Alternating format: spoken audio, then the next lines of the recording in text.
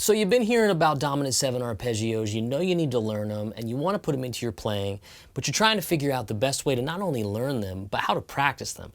So that's what we're going to talk about in this video. We're going to talk about improving not only your knowledge of dominant 7 arpeggios, but how to actually put them into a practice scenario or a practice session. So what you heard me playing there was a 12-bar blues in G, but I was doing it all with dominant 7 arpeggios. So I was using G7, C7, and D7 arpeggios over that form. Now that's not maybe how we play guitar solos, but it's a really good way to start practicing your arpeggios and get them all over the neck. So we're going to play this etude again later in the video. I'll put the tab on the screen so you can follow along, but this exact example is pulled from my new interactive ebook called the Arpeggio Handbook for Blues Guitar. It's on sale now for 50% off just for you guys watching. It's a really fun way to learn all your dominant 7 arpeggios all over the guitar. I'll give you practice methods and I give you some more etudes that you can work on to really get your dominant 7 arpeggios happening all over the guitar. So we can't move on without talking about this guitar really quickly. This is a G&L Asat Classic, obviously a Teles style guitar, and I don't play Teles too much on the channel, and I wanted to try a G&L.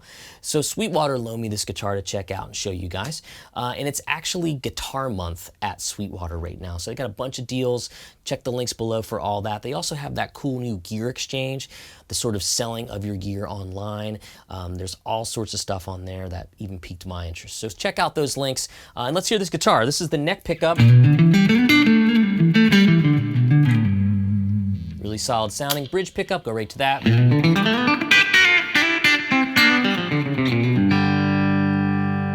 I love a telly middle position.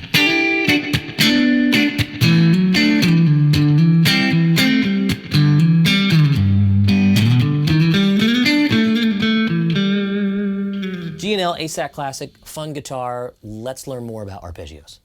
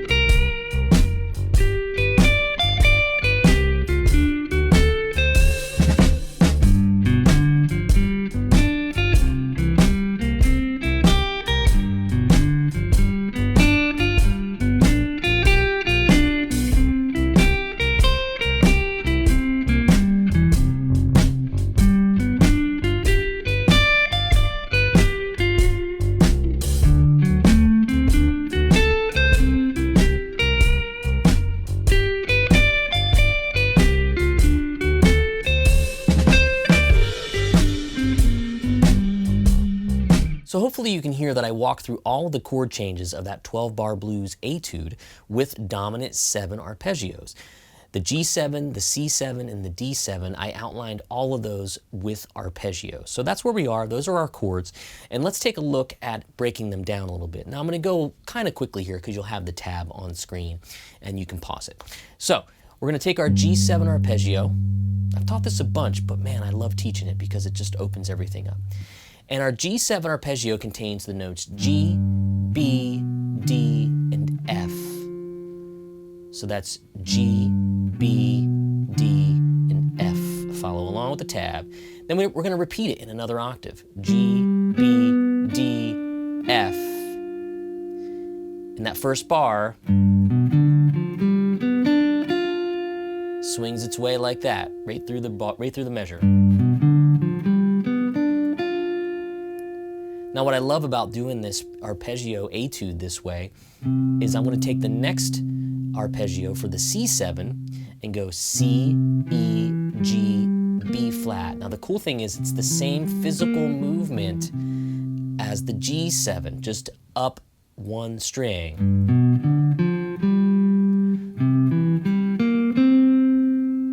Can you see that?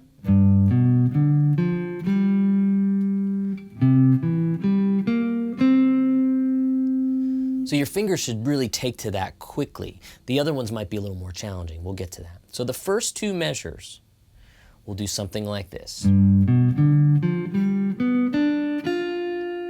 we're going to go to the 4 chord, the C7.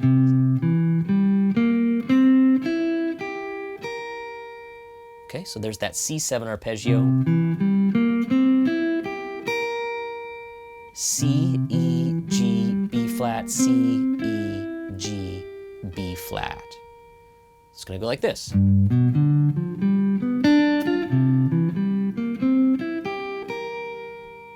That's your first two bars of the blues. Now we're going back to the G.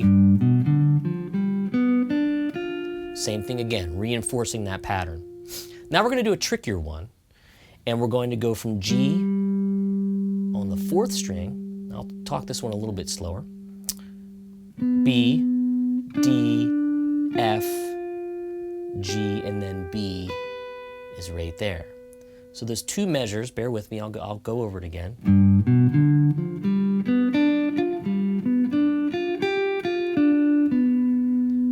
So that second one, I started here on the G, fourth string, fifth fret, and I gotta reach way over to the B on the ninth fret, same string.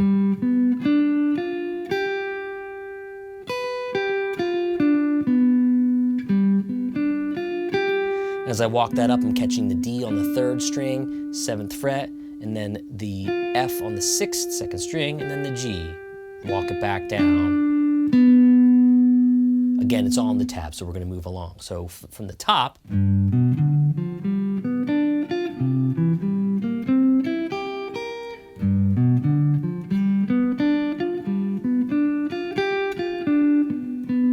now what's cool about that, when I walk this down, I'm just gonna go up a half step. And I'm gonna take the C7 again, but I'm gonna use this shape. Lo and behold, it's the same pattern I used for the G, but I started in the middle. So I'm gonna go.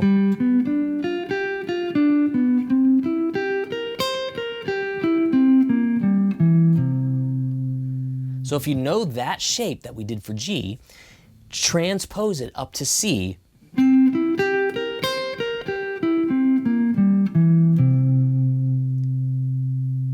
Okay, and that's going to take us almost halfway through the whole 12-bar blues, right? So from the beginning, 3, 4.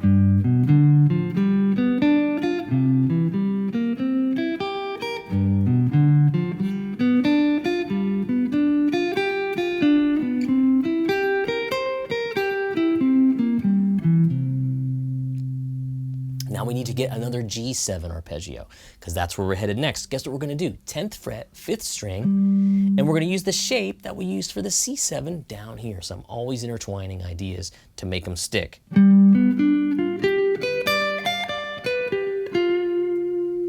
what we're going to do there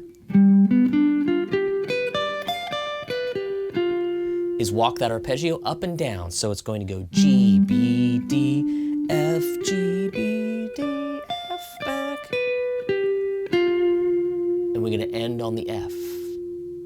From the top, one more time.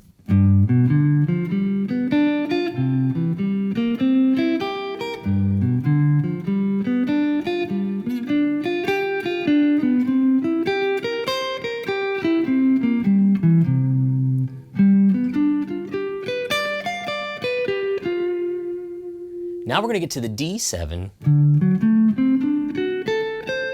You guessed it, I used that same pattern I did for this G and the C, up to the 10th fret D. So now we're really outlining these chords. Gonna move fast on that one because it's the same concept, just started on the 10th fret. Now for the C7, I'm right there, I'm gonna grab that C. And that's going to be the same pattern we did for the G on the 4th string. Watch this. That's going to go C, E, G, B flat. So from the D7,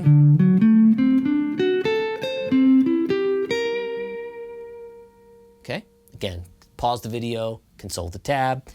Now we're going to start with sort of a more tricky dominant 7 arpeggio fingering that I don't play all that often, but I know it's there and I'll do it when I need it. We're going to start here on the 3rd string, 12th fret, G, B, D, F, G, B, same fret.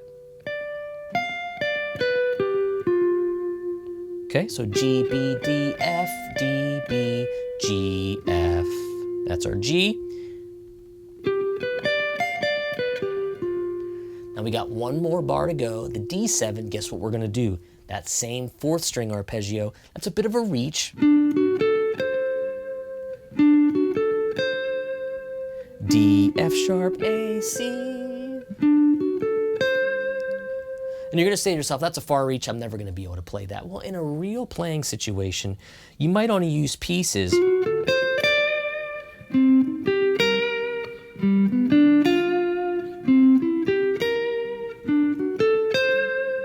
Here I'm still using little pieces, like maybe I might go to the G.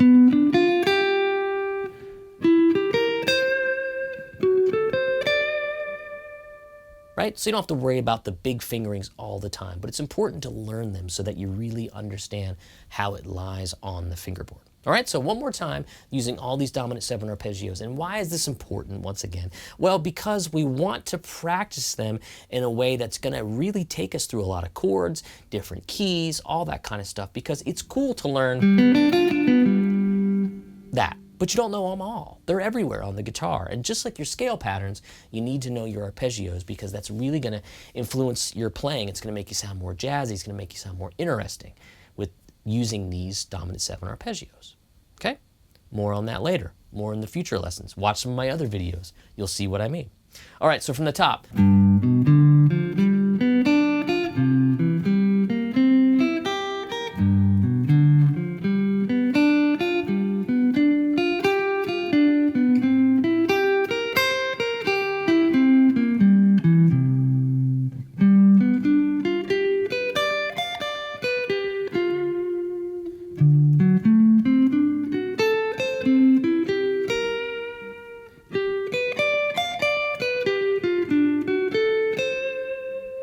Right? So hopefully you're hearing how this is a great practice tool.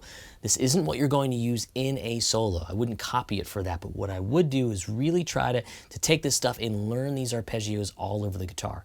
You can even get crazy and start to transpose into other keys if you want. And in the handbook, I've done that for a few different examples. So there's a lot of fun stuff to learn and retain in that handbook for sure. All right, so you had a G7 blues, 12-bar blues etude using dominant 7 arpeggios exclusively through all 3 chords. I hope you see the value. It's a lot of fun. It's going to seep into your playing. I just know it. Check out all the links below, especially for 50% off the Arpeggio Handbook for Blues Guitar, and I'll see you on the next one.